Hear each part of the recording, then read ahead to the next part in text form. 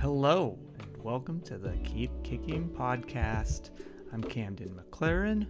Typical YouTube introductions of the liking and the subscribing and all of that stuff was whatever, right? This is the off branch of the First Kick Seahawks podcast, where I'm mostly just blogging, right? I'm Rick rolling and blogging, and I just watched a fun educational video by world famous reporter now. Congratulations, by the way.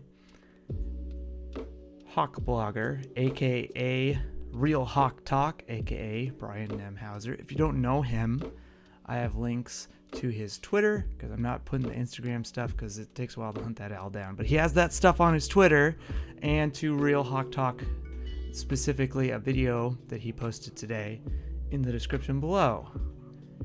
And I suggest you watch it, right? Specifically, if you are interested in blogging, if you're interested in podcasting, vlogging, if you want to be a content creator of any kind, I think that's a pretty good testimony to watch. And when I watched it, there's a few parallels. And of course, he and I are on different journeys. And so as I was sitting there musing over it, Mr. Grits, do you have to be scratching your collar right now? That's my dog. Hey, it's not a professional show, right? Again, parallels. I thought I would share my thoughts on what I can learn from it, and then maybe if I had any thoughts on, what this means for the show, if I'm going to change anything. And first of all, as far as changing anything, no. I don't need to change anything. And it was affirming to hear this from Brian Nemhausers, and there's like a 99.99% chance that he's watching this or ever will. But I appreciate the testimony, because as some people have seen me going through the channel as of late, my show, right? They've known or maybe noted that I have had some frustration with the way that the show has gone. He is still scratching at his collar. I don't know how well you can hear that. I'm not gonna go over the entire video, but the gist of it that I gathered, the key highlights for myself to absorb, were the first 2 years that he did anything related to the Seahawks. It was just the Hawkblogger blog. It was just a blog. But also highlight there, 2 years. All right, people tend to know him for his on YouTube persona, I suppose. Let's go with that word. People know him because of Real Hawk Talk. His daily shows at this point, right? He just started that. They know him as Hawkblogger as he is today. But it is often forgotten, and I had forgotten as well until the testimony, that he started off writing, and he wrote for 2 years. Jackson Bevins of Cigar Thoughts, he also did this, and he posted those, I believe, on Field Goals the morning after, or something like that. Cigar Thoughts, morning after games. And then eventually, after doing that for a couple years, even Jackson Bevins started his podcast, Cigar Thoughts, that then took over. And then he just posted last week, or during this week, that this is the last year that he's doing the blog, Cigar Thoughts. He's going to do podcasting full time. But anyways, back to the testimony. He started doing the podcast not for money. He started doing the blog not for money. Basically, he was working with a bunch of he worked at Adobe, software company, right? They do a lot of Photoshop and After Effects and Adobe Audition and audio recording program, things like that, right? Lightroom for photographers. He was working with a bunch of those people, and he noticed a lot of them aren't football nerds. They're like programming, like we're gonna go play Dungeons and Dragons after work nerds. Which, that's not to say that there aren't Venn diagrams where you can like Dungeons and Dragons and the NFL. But it's hard to be super interested in both, and it's very rare. Right? It's very rare. It's almost as rare as finding a trans woman that's interested in football as much as me. I've been trying. And I'm trying to find one that's interested in the 49ers, the Rams, and the Cardinals, so that we can make a super group like the Powerpuff Girls. But I'm working on it.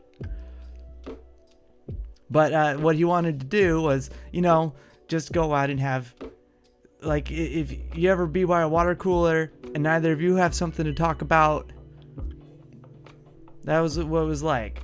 Hey, the Seahawks just got blah, blah, blah. We signed Pete Carroll, and I'm really excited about this team. And they're like, what are the Seahawks? We just had a campaign last night where my paladin realized that he could levitate somebody in the air, and if he paired it with blah, blah, blah, you could levitate him a certain amount of times, right? And then when he takes the fall damage, that's multiplied so that you could never outroll the amount of fall damage. We beat this boss in one move, right? Like, right? There's no conversation to be had there. So he started a blog, and that went on for 2 years. Well, surely it took off right away. Surely it took off right away, right? When he started Hawkblogger, that was the most famous Seahawks podcast in all the lands. He was the paladin that levitated. No. According to him, he had like 2 regular readers, maybe 3, right? Which is to be expected with a small show, but it takes like 2 years. And at the time it was a blog, and he didn't know anything about white hat internet advertising or black hat internet advertising. He didn't know about SEO. He just knew he wanted to talk about the Seahawks, and he knew a thing or two about Adobe Photoshop, so he built a logo. And he called himself Hawkblogger because he liked the Seahawks and he was blogging about it. And then he wanted to start talking about it on video, so he started doing it. And then he wanted to bring some people on board because he thought that he was a mono personality and he would do better with other personalities. So he brought on other personalities, and then he just kept doing it for years, and it would grow and it would grow and it would grow and it would grow. And one of the things he mentioned in the testimony is that there's mistakes that content creators nowadays are making, because the reason he did this testimony is people kept asking like what advice he had for young creators or people trying to get into it, right? You could be 50 and try to get into it, right? You're still a young creator. And his advice basically was, why are you getting into it? Are you doing it for fun? In which case, do it for fun. Be authentic. Show yourself out there, and don't be worried about how you start. You'll progress as you go. You might not necessarily gain a lot of traction to begin with, or the first year, or the second year, or the third year. But as you keep going, you'll gain 1 regular. Then you'll gain the 3rd regular. Then you'll gain 5 regulars. Right? People appreciate consistency, and they appreciate authenticity, but also have self-awareness of what you are. if I was talking into the microphone like this all the time, I wasn't looking at the camera and I was, hello, welcome to First Kick Seahawks. The Seahawks beat the Atlanta Falcons and Kenneth Walker looked really good, but then we lost. People would not want to watch that show. Right? What makes me good at what I do is my ability to enunciate. My ability to put on a camera and have a really compelling monologue, which not everyone can do. Doing a single show, some people say doing a single show is easy. It's easy because you can set it up really well, but turning on a camera and go with a lot of lack of preparation and keep somebody interested can be really difficult, especially if you don't have practice. If you get a lack of the ability to speak and you don't know what to say next, that can create a revolving ball that even Atlas won't be able to hold.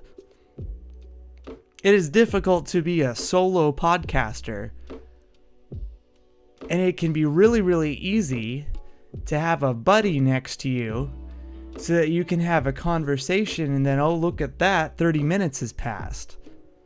Those guest shows I do go by really fast. But also, I don't think I am authentic on guest shows. Personally, I don't think guest shows are my best shows. I think I bring in guest shows, and I think that I am getting better at guest shows, but I'm not a good interviewer. And I don't think I am the best host. I think I'm a really good monologue. Now, granted, I sometimes come across a little bitchy. I'm a little fighty. I'm a little punchy on the microphone. Boom, boom, boom. Right? Where some people are just delightful and they want to make you feel like they're giving you good news. Right? We just got great vibes in the background. Hi, I'm Camden McLaren, and I'm here to let you know that we're going to talk about the Hawkblogger testimony. And I got no bass in my voice whatsoever.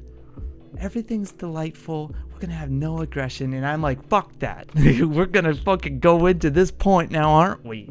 I'm a little bitey like a chihuahua that's excited to see you and at the same time gives you love nibbles. Right? Okay? I will give you a little something else. Which goes into another point he made. In your authenticity, lean into your niche. Lean into what you are. There are a lot of really calm, peaceful, pragmatic Seahawks podcasters in particular.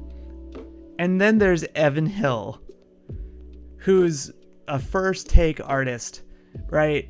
He'll go out there and be like, DK Metcalf was slouched and fuck that guy. I want him off of the team. That was the worst behavior I've ever seen, right? In all of my years, that was worse than Richard Sherman yelling at the, right? He'll just go off. And it feels like he's just exponentially making the take harder and harder and harder and harder. Like he's built for the radio, where when you do a take, it's the most extreme take ever because you're sitting in the car and bored. Like he and Softy together, if they decided to come up with a bad take, it would be exponentially causing Mount St. Helens to explode again. And I'm not Evan Hill, but I'm definitely not Brian Nemhauser. And there's Dana, who sometimes can't even watch a Seahawks game because it's too stressful for her, right? So like, I'm like some happy difference between the three of them, right? Excuse me. I made some tea, coughing on the microphone so that you can hear it. Perfect. Grade A podcaster.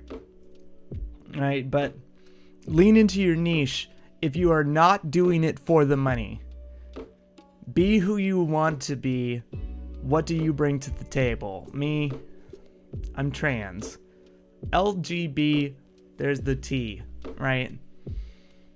And the NFL in particular hasn't typically been that accepting of gay people, and definitely it hasn't been too accepting of trans people. We do have the trans cheerleader in Carolina, who I need to increase my credibility before she'd come on the show. I did try, but I got gate checked by the agent.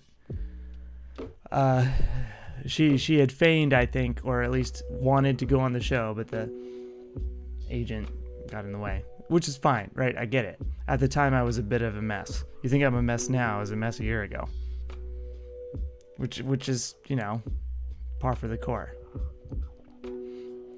But I want to create a safe space for LGBT people to talk football. Because imagine being around a water cooler and you're the only tran in town. And I'm like the only transgender person in my town. I know one other person, and we don't get along. We have absolutely nothing in common, right? And they just came out, and we still don't have anything in common, right? Like there's often hey, I just came out and I need a trans person to hang out with and be in my life. They're not interested because we have nothing in common, which is fine. That's their prerogative. So the other part of that coin is, are you doing it for the money? If you're doing it for the money, which currently there's a lot of new Seahawks shows on YouTube. Now, people told me in 2013, Camden, you should start a Seahawks show. And I considered it, except as I discussed in previous episodes of this blog, my mental health was trash. So I decided to focus on my mental health first. And then I got myalgic encephalomyelitis, which then made my body trash. And so then I had to deal with that. And then a decade later, last November 2023, I finally started the Seahawks show, First Kick Seahawks. And so obviously more shows showed up from 2013 to 2023, which is fine, because the reason I do this show isn't for the money. I do it because, like the water cooler, I like having a conversation. I like interacting with the people in the comments. I like interacting with people on Twitter and on Blue Sky. You can follow me on Blue Sky and Twitter. I like hearing what other podcasters have to say about a topic. And I also like getting my thoughts about a subject on the table, on the video, when I have a different viewpoint about it than everybody else. For instance, Benjamin Solak was convinced that DK Metcalf was at fault for the interception in with San Francisco coming to town, and that he was running a dig route. And I said no, he turned that, it was an option route, so he might have started running the dig route and he turned it to a post route because the safety dropped. And it was a triangle formation, which is why he did it. And that's also why Gino couldn't throw it on step 7, had to slide. And Gino also thought that, hey, there was a spot underneath because it was open, but the defender made a really good read and fooled Gino. And what Gino should have done is thrown it over the top, but he had 2 options on the throw. He chose the wrong one, and so it was a miscommunication on a deep option route. And so DK tried to take the blame. It's kind of his fault. Gino tried to take the blame. It's kind of his fault because he could have thrown it to a spot that the defender would have been boxed out by Gino. But ultimately, it's the defender's fault for making a great play on the ball. So I like having those conversations and putting a video out because that's a unique take that other people weren't having. Which then led to a fun conversation to people who hated Gino, people who hated DK Metcalf, and people who hate the 49ers defense. Right? Waiting for this tea to cool down. It's lavender. My voice is tired because I had to go outside before this and yell at the neighborhood teenagers who were going through the trash cans looking for cigarette butts and drawing penises with chalk on our courtyard. They called me sir and shook my hand when I called them a child. Get off this property. Anyways, I scared them homophobic. That's what I did. Anyways, profits. That's right. He's basically said if you're gonna get into profit as a content creator, you're not gonna make a lot of money. Which, I mean, I thought that was known. But also there's a lot of people out there, content creators, who pretend that they have a lot of money to make it look like they're successful. So people that don't have a lot of money think that they're successful. Image, right? Which goes back to, if you're gonna do it for free like myself, be authentic. There's a thing on YouTube and TikTok right now. Maybe it's been around for a while. Hey, I made, like $10,000 in a year, or I made $1,000 in a year off of investments, or something crazy like that. And what they're doing is they're putting money on, like, I don't remember exactly how it goes, right? I'm not an accountant, but they're putting money in the bank on a loan on nothing. Like, you can do a secure savings loan, right?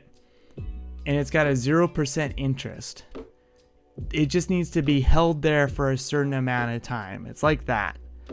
So then a year later, they go to the bank and they cash out their loan. And then they're like, look at all the money I got out, right?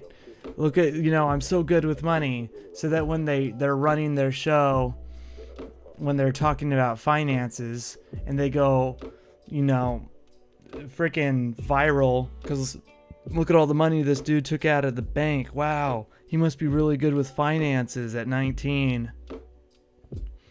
People think he is what he's not.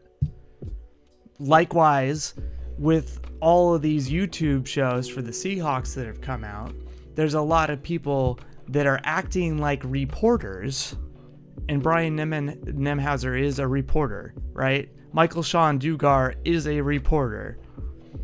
They're acting like reporters, saying there is a trade going around. There's a trade rumor going around about how DK Metcalf is going to go to the Chiefs for a second-round pick. There's a trade rumor going around. There's a rumor going around that Geno Smith is going to be benched for Sam Howell. My sources indicate.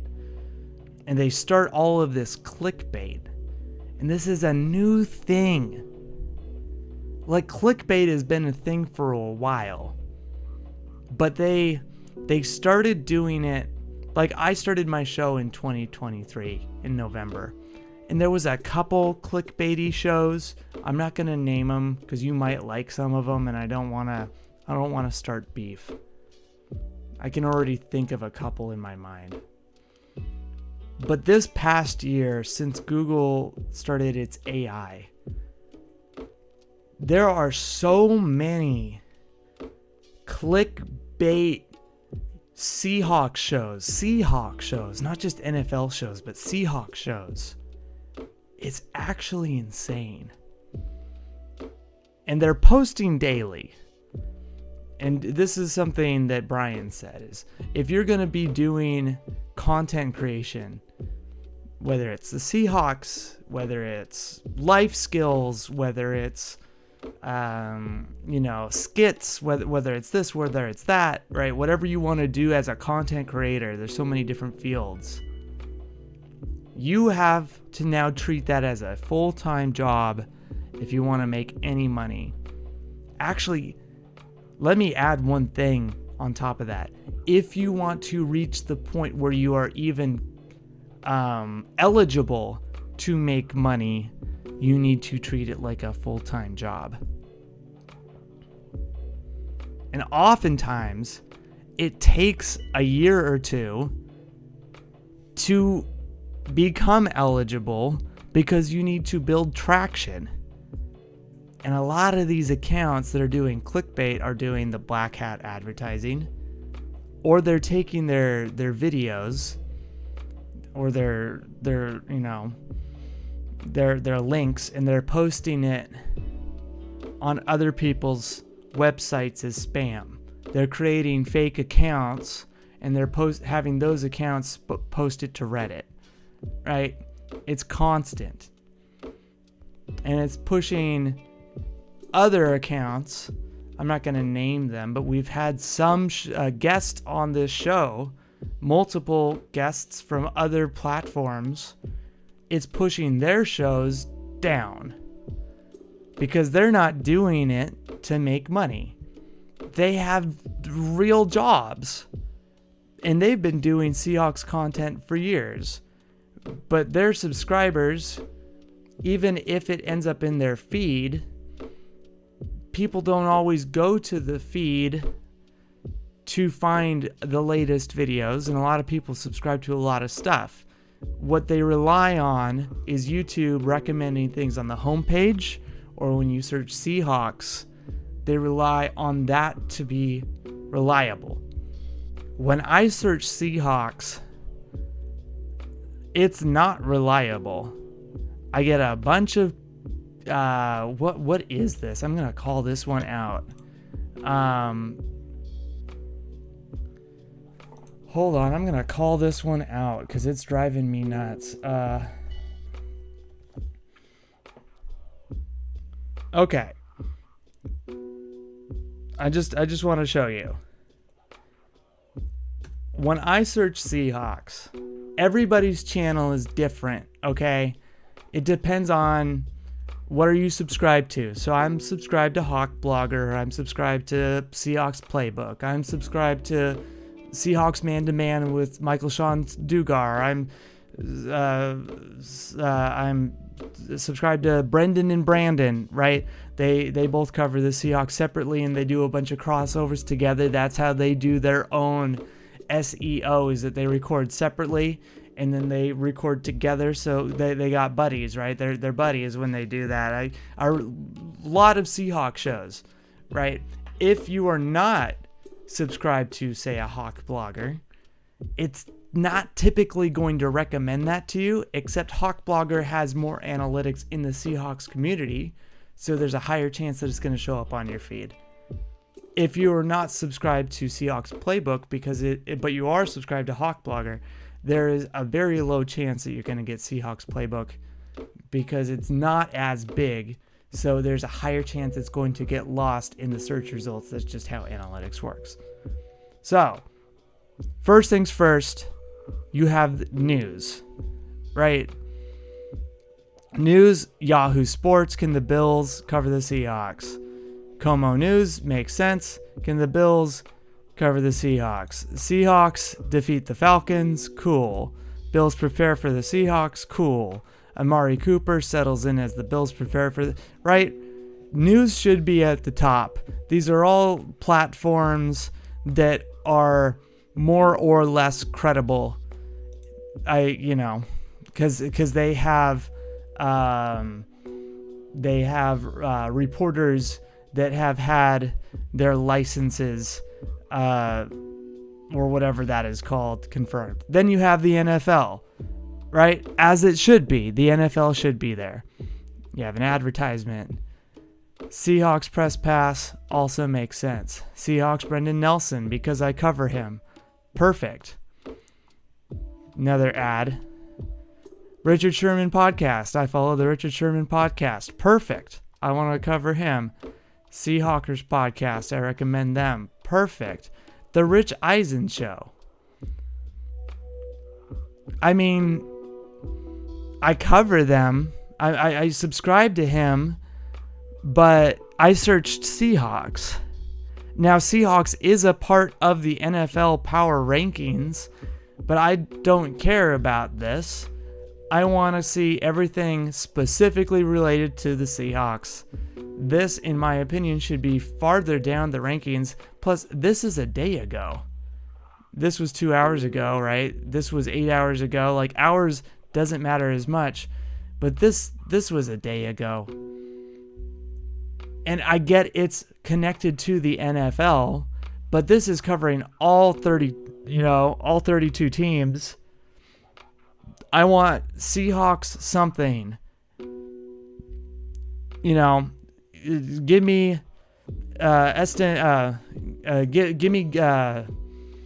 give me something on Geno Smith. Give me Michael Jarrell winning the Nickelodeon Awards. Well, actually, it was Kenneth Walker, and they did it to Michael Jarrell. Give me something like that, right? Ernest Jones, right? Seahawks, Ernest Jones, Bobby Wagner. We have some shorts. We got some more stuff related to the Seahawks. Matty Dubs. Seahawkers playbook. Here he is. Seahawks Today by Chat Sports. This is the one. It's got 2,000 videos.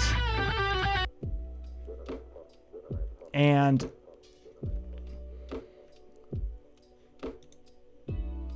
where can I tell?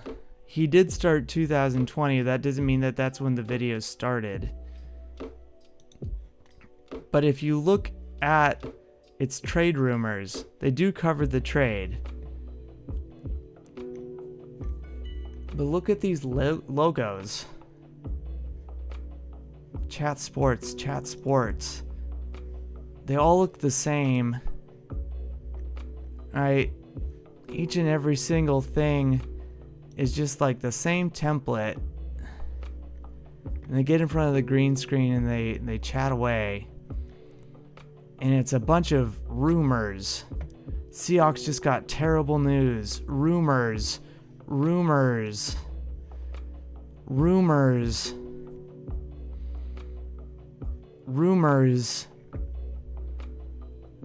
And then they cover the score. Look at this.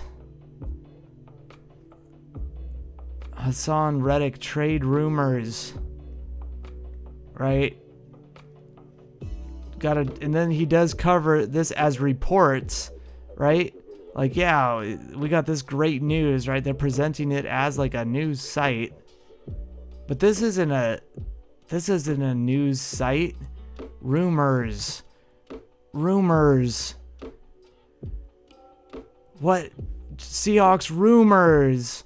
Overreactions. Did you see what I'm talking about? He's spamming. They look professional.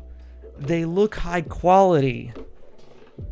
But during the trade deadline, he's doing trade rumors because people are searching for trade rumors and he's just spamming. And the entire network is.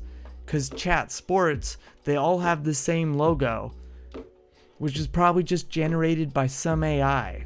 Hey, Siri 12345, make me a damn logo. And then a bunch of us are gonna get together and we're just gonna spam these same trade rumors over again so that the analytics will boost our stuff. And it drives me nuts. And it drives Hawkblogger nuts because I've seen him talk about it. It drives a few podcasters who do it full time, but you know what? The Chat Sports guys do it full time too. And they're not certified as reporters.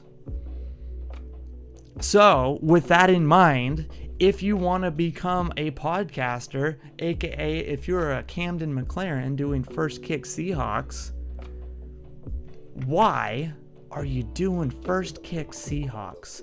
Why do you create a second podcast, which is a blog, a personal blog basically, called the Keep Kicking Podcast? Well, first of all, I didn't do this for the money. I do have the goal that one day I would be eligible. That's just a long term, it would be cool. But that's like 4 years down the road, 5 years down the road. The goal is I want to learn how YouTube currently works. That's what I've been most frustrated about, is I'm competitive. And so I'm like, oh, I figured out this off season that if I do this, this, and this, YouTube analytics will do this. And then people will then find my video. And I can do it by being authentic without creating a bunch of rumor mill crap and garbage. And then, once the season started, all my impressions went in the toilet. And probably what that is the Seahawks shows all around started recording again because they weren't watching the Mariners. They weren't watching something else, or they take the off season off and they started, right? Suddenly all of these shows, the rumor mills and stuff, they started their job of doing Seahawks content, so I got lost in the mix because I'm a small show. As far as I moved twice in the off season. And so I had an opportunity during the off season, if I hadn't moved twice, to really kick my show off well. But to be fair, I had started last November. I was figuring things out in November. Some things worked, some things didn't. Then we had the off season, and I continued doing things while moving. And then the season started, and as the season has progressed, my show in look and feel has grown and progressed. Take things that work, throw them away. Take things that don't work.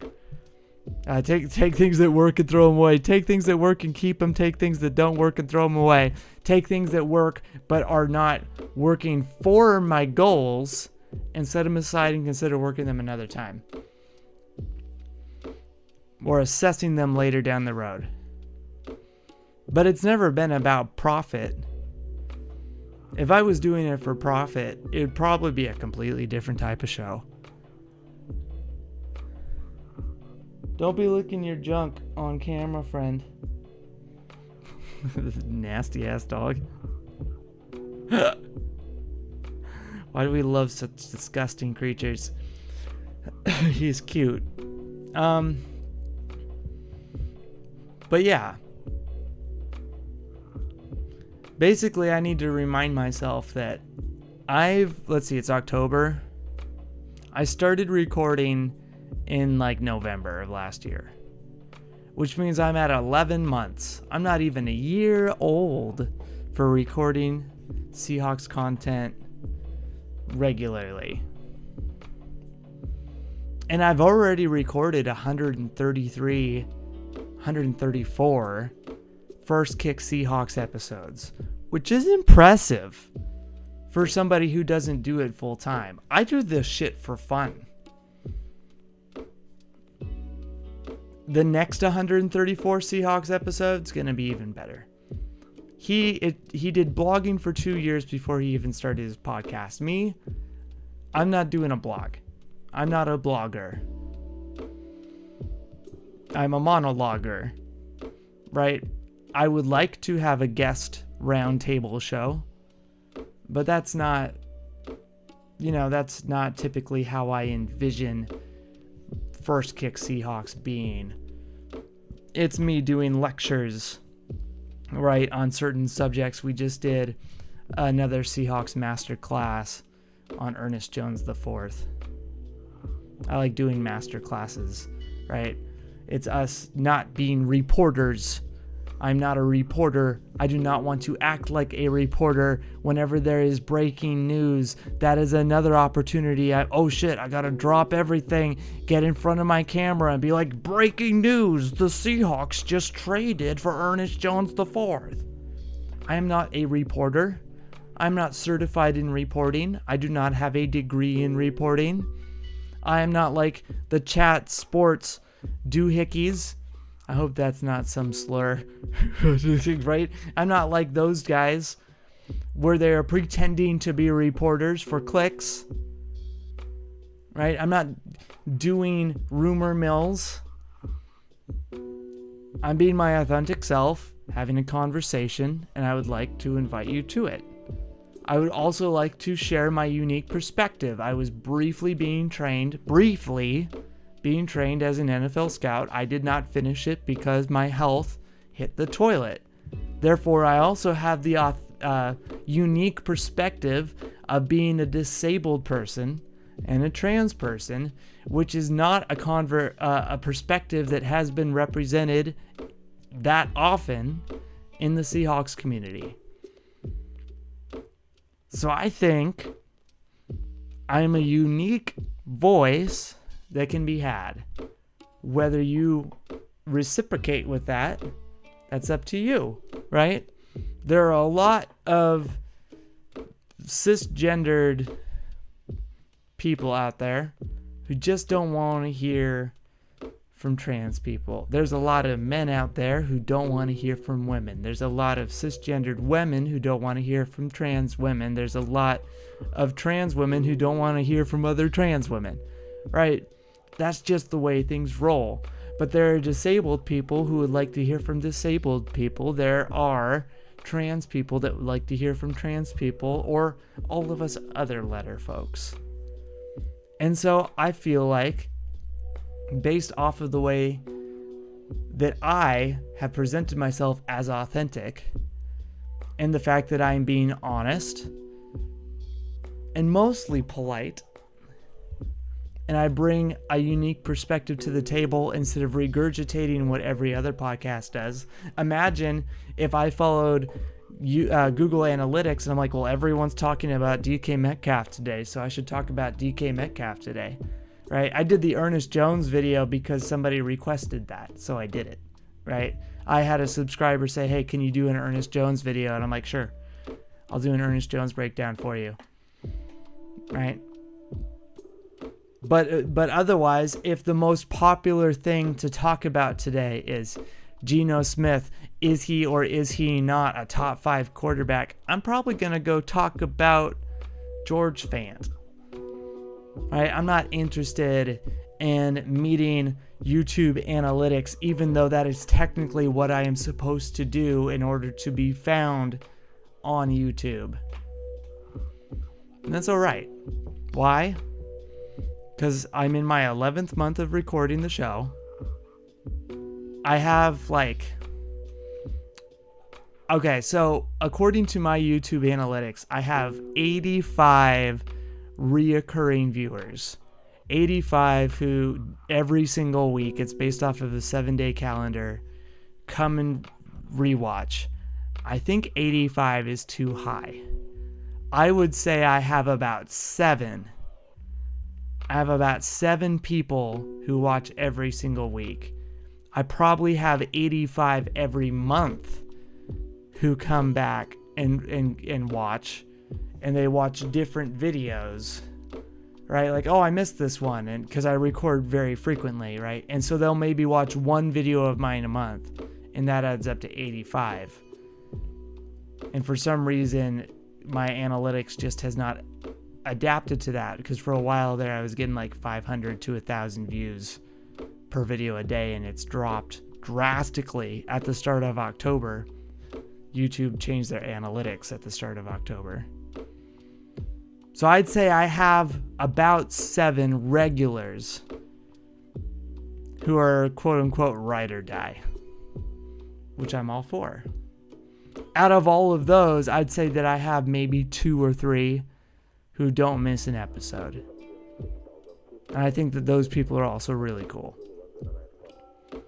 And I've only been at it for 11 months. Brian Nemhausers, he said he was blogging for 2 years. He had about 1 or 2, right? Maybe 3 regular readers.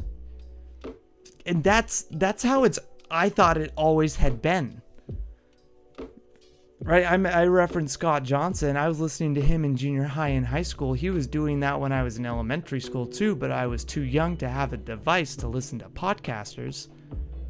He's been doing podcasting forever, and he started out small too. It has always been in my mind that the first year to 5 years, you're mostly recording to an echo chamber with a few particles inside of it, which is fine, because you don't do it because you want to be in front of a large crowd. KRS-One, the rapper, right? He has this whole documentary series on how to teach rappers how to be MCs, because there's a difference between being a rapper and being a master of ceremonies. And so he's like, yeah, there's a difference between a small venue, a medium venue, and then a large crowd, right? A lot of rappers, when they think, I want to be a rapper, I want to be like DMX, they imagine themselves at Lollapalooza, right? Pain in the Grass. When you go there, there's 10,000 people, and they're all hands up in the air. They all know the lyrics to your songs, right? When you say jump, they jump. When you say hip, they say hop, right? Everything's crazy. But it's not like that. It's only like that on the advertisements after you've already made it and you've been doing it for years. DMX didn't do that till he was already DMX. No, what actually happens is when you become a rapper, to learn how to be an MC, you work a small venue where it says, yeah, this room fits like 50 people, and 2 people are there, and one of them's your mom. And the other one's either somebody who just wanted to see what was going on, and then they leave halfway through your set, or it's the manager who brought you in, and he wants to watch your set because, hey, he's paying you, or he's giving you a chance, and if you do a good job, he'll give you another opportunity because he knows how it goes. And that's what podcasting is like. You start in a small venue, small impression opportunity, and it's empty. Don't fold under pressure. Don't get depressed. If you're a comedian and you start telling jokes and nobody knows who you are, no one's going to your comedy routine. You might get the one old couple who thought it would be a fun date night, right? You might get the one quirky young couple who just thought that this might save their marriage, and you might get booed, and then people will leave. How do you deal with that? And then eventually, once you get like that room of 50, now there's like 35 people in there. Maybe some of them are for you. Maybe some of them are for the venue, the group that comes after you, because they liked your set, and they're like, hey, you can open for me, right? Because your credibility is increased. Then you can start moving on to medium venues, where you can get like 200 people in there. And you're like, how the hell did I go from this small venue of 50 people? Look at this. Holy shit, there's 200 people in here. And you got to work the crowd differently than you would with 0 to 50 people, from 50 to 500 people. And then the 500 people to 1,000 people, completely different. Right? The 1,000 people to 10,000 people, completely fucking different. So if you're going to be a content creator on a small channel, it's completely different than being a content creator on a channel that gets 100,000 views. For me, when I do a show and I know I'm getting 200 views, I'm like, all right, my impressions are showing up again. I'm getting like 2,000 impressions, right? I'm getting a room with 2,000 people in it. In a world of millions of viewers, right? 2,000 impressions is like a room of 50 capability, and 2 people showed up. But I got 200 people, so that's 2 people, right? So you're following my math. That was not good ratio, but you get the idea. But sometimes I get 1,000 viewers. Sometimes I get 5,000 viewers. And then I get stressed because I'm like, I have to try to replicate that. I did something amazing there, when really it just got put at the right place at the right time on Twitter. 49er fans, they beat us. They're on their way to the Super Bowl, and they want to see the reaction of a Seahawk fan, and they happen to find mine, and then they just kept going viral because YouTube's like, hey, 49er fans keep watching this, so we should recommend this to more 49er fans, so then more will watch it. And then it just keeps happening, and I get a bunch of subscribers because they want to watch Seahawk misery. It happens. So why would I chase that? Some people, they think that was my chance to become a content creator full time and be profitable.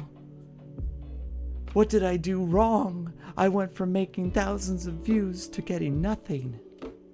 Now what I could do is I could make a whole bunch of shorts. During the off season, I was experimenting with shorts, and I was making clips out of my masterclass lectures, and I was posting them into the shorts feed, and I was getting tons of views out of that because it just naturally happens. I was getting tons of subscribers out of that, and I was getting tons of hours out of that, but I didn't like doing it. And what did Brian say? What have I been saying? Why did I get into podcasting? I like having a conversation about the Seahawks. I like monologuing about it. So I will sometimes probably do a short. Mostly, here's my thing with shorts. I would like to do shorts, but I want to do them in a way that services me. I don't want to go back into my lectures and clip a play, because that's what I was doing. I'm like, okay, here's me breaking down Tyrese Knight doing a tackle and explaining how his mechanics worked. Right? Or here's me. That's mostly what people liked, right? I wasn't taking a clip of myself. People don't click on my face. That's a whole nother conversation that's depressing. But they like hearing football breakdowns in short media form. They like that form of education. They also don't see my face, so they don't know it's a trans woman talking, right? People don't want to click on a trans woman, right? Typically, if I wore a ton of makeup and looked like, a Barbie doll, maybe they would, but I'm not that type of person. But when it comes to shorts, if I was to do short form media, I don't know how I would want to do it. Sometimes I have a thought I want to share. Sean Payton talks about his Joker role, how he came up with this great idea called the Joker role in 2022 when he took over the Broncos. Yeah, I'm going to try this thing called the Joker role. And he acted like a genius, like he had just invented it. But that thing already existed. You didn't reinvent the wheel. It's called the fullback.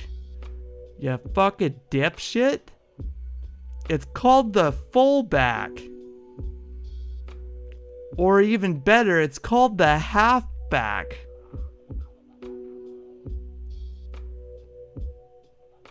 Pissed me off that this ornery fuck was trying to act like, because he was on the like NFL, trying to talk like he had just reinvented like he had created a brand new offensive position. We had the receiver, the slot receiver, the tight end, the running back, the fullback, the halfback, and the Joker.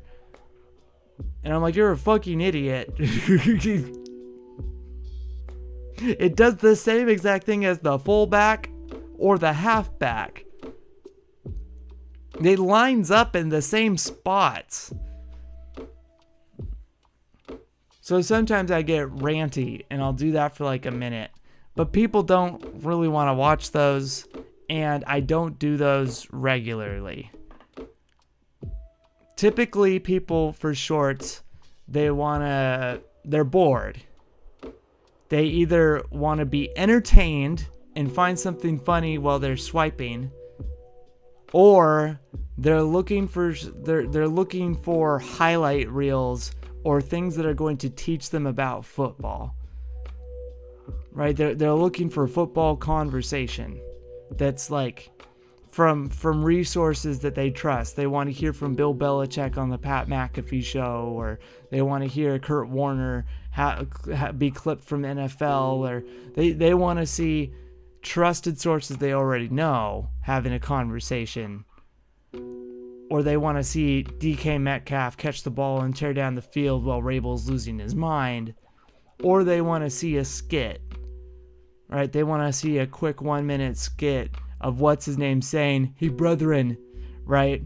And it's him pretending to be a cornerback making fun of a wide receiver, and then he's doing a press, right? And he's like, "What's it like when a cornerback presses a small wide receiver," right? You know, they want to be entertained, or they want to be educated by a trusted source. Maybe there's a third thing in the middle I have not seen yet. But the way I do content does not fit into the short, medium. I'm not a trusted source, so I don't feel like doing it regularly because it's a bunch of extra work, and as I've said, I am not a full-time content creator. This is not a job. Mostly because A, I'm not eligible for revenue, and B, I'm disabled and I'm not supposed to be working full-time.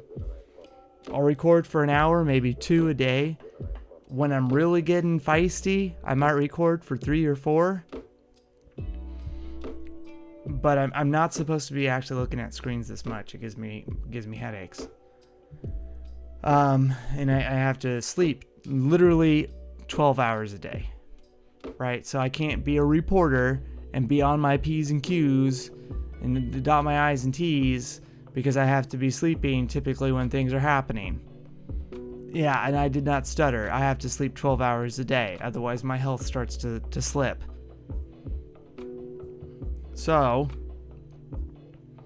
what type of short-term content could I possibly make? I don't know. So I'm not going to do it. Because that would be reaching for something I don't even want to do. I want to do monologue podcasting. I want to have on cool guests, right? We had Bill Alvstead. We've had Dana O'Gorman multiple times. I've scheduled for her to be on again. We got Diane Taylor, who, fingers crossed, I've been trying to get her on all year. Steph Sanchez, fingers crossed, we're going to get her on twice. I'm saying fingers crossed because I'm not guaranteeing anything again, right? Who knows? They might get a root canal, right? Sonja Greenfield, I think that's her last name, multiple times. I've had a ton of really cool guests. Maybe one day I'll get Brian Nemhauser on the show. Who knows? And we can talk about how my show used to be ridiculous, and he used to laugh at it, and then one day it just took off. He's like, "Well, I guess I gotta take this stupid bitch seriously." He wouldn't say that, right? He's a good guy, right? I just tearing myself down because I'm mean to myself like that. I don't do this for the same reasons that the chat sports people do. And maybe down the road I will, not for that reason, but I'll do it because I'll be like, if I do this, I can make $3. Because that's how much content creators make. They put out a video, it gets like 200,000 views. They get like, a coupon on a French fry equivalent. They're not making money off of their videos. They have to pump content out constantly, once a day, twice a day, and it has to get hundreds of thousands of views every time And it has to not have a drop off. That has to happen every single day, or they don't hit their numbers. That just sounds like a miserable life. Unless you love doing it. So yeah, if I end up being a podcaster and people love me, that's cool, because I'm doing this anyways. If nobody watches this one, because people have been watching my blog podcast. That's what this one is. This is my blog podcast. The main one is the First Kick Seahawks. The Keep Kicking podcast is more of a mental health thing. It's about, once you start something, not only keep going, but preparing, knowing what it's like, that when you think that you start something, it's going to go one way and it goes every which way but loose. How do you respond to the chaos that comes afterwards? You expect one thing, right? Your knowledge says another thing, but it's never going to be what you expect. You think your channel's going to be huge. You did all the research. You went to a seminar. You got all your keywords right. You got a bunch of cool templates from the internet. Maybe you built some templates yourself. You got brand new camera. You even built a cool computer. Bunch of cool animations. You got your own script. You post the video on YouTube. You think, yeah, this is about the same exact topic that people are talking about on YouTube right now based off of the analytics. Everyone's talking about this. It's getting 1 million views, 500,000 views for all of the biggest videos, right? Everyone is talking about this. Google is going to take my video and move it up the charts to make it easier to be found. 0 views. You're going to be like, what the fuck? So then you do it again. You're like, hey, I got 3 impressions that time, but 0 views. Then you do it again. 9 impressions, but 0 views. Do it again. 25 impressions and 2 views. Improving. So you do it again. 0 impressions.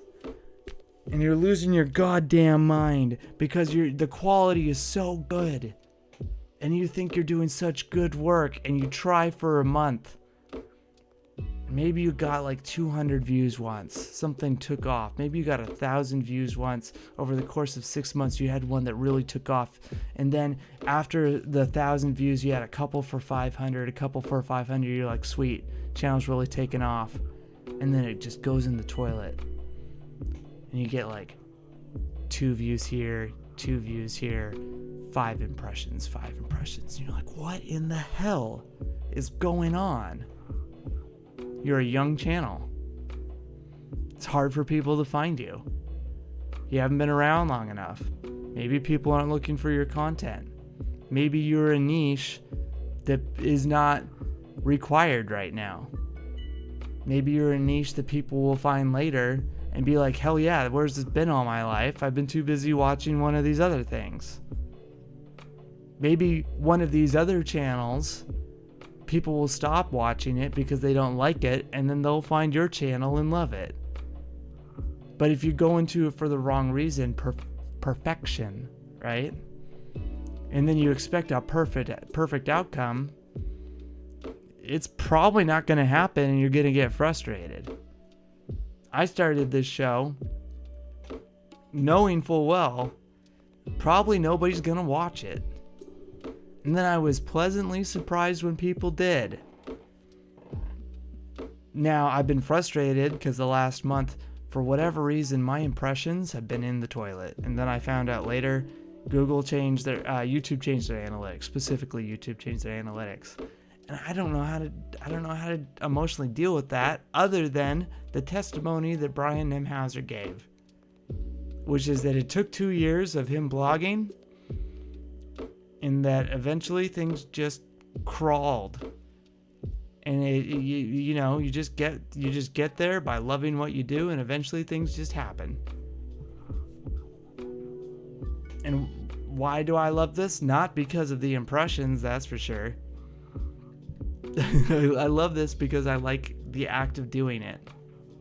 Otherwise, I wouldn't have stuck with it for 11 months, coming up on a year. Wouldn't have made it through 134 episodes. Some of those episodes took a lot of work. The masterclass episodes take a lot of work. So, covered a lot.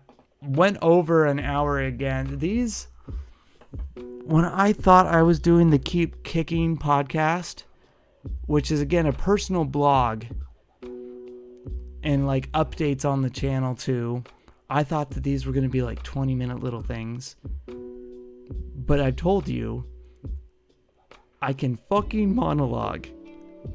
I can go for it. And it just happens. It just happens where the shows end up being an hour. I didn't mean for it. I had to clip the end of it because YouTube had some copyright strikes on me, and I had to get rid of them right when I lecture. I tend to give some resources and notes, and I had to get rid of a bunch of stuff. PFF wasn't happy with me. I once did a lecture that went for 8 hours. It was an 8-hour recording, an 8-hour stream, talking Seahawks and Charles Cross. I had to cut the last 4 hours and leave the first 4 hours. So it's still a 4-hour stream of talking about Charles Cross. But the last 4 hours gone, right? It was 8, right? Not my longest streams ever, but it's certainly my longest Seahawks stream. So if I feel like it, I could freaking go. But and I did that in a van down by the river like Chris Farley. Anyways, thank you for watching the Keep Kicking podcast. Again, if you're interested in becoming a blogger, a vlogger, a podcast, content creator of any kind, I recommend you watch Brian Nemhausers' testimony, Hawkblogger's testimony, right? There's a link to that video in the description below. Please like the video. I say that, and all YouTubers say that, because when you do that, it helps with analytics, which tells the engine, hey, this is something people do like, and we should make sure that this content gets more impressions so the creators can get found, right? So if you can make a habit of when you watch my videos to like them or even share them, I would appreciate that, because I gotta be honest, even though I talk all this crap about it, I just keep doing it. It does make me feel good. Anyways, we've been, I talked to the Our Turf football girls. I'm trying out new taglines. Hold on. We're gonna do this. We're gonna do it live. This is so unprofessional. Oh my god. Okay. Which sounds better? Somebody spamming me. Okay, so I was saying on my last First Kick Seahawks podcast, I don't know how to end shows. It's always an awkward ending. And I figure I need a tagline. And the reason I did that is because at the end of one, I joked, good night and good luck, which I think that was either a radio play or an actual radio host. George Clooney did a movie that was in black and white called Good Night and Good Luck. And the radio host, he would end each show by saying good night and good luck, or maybe it was a TV show that he was doing. I don't remember. He was a host. He said good night and good luck. So I was thinking to myself, I need a tagline to end each of my shows. And I came up with 2. I'll kick it with you next time. End the show. Or I'll kick it with you later. End the show. Our Turf football girls said, let's kick it again soon. So I think I'm going to go with let's kick it again soon, because it sounds delightful when you put it that way. But let me know in the comments below if you made it this far, because I know it's a long stream. Let's kick it again soon.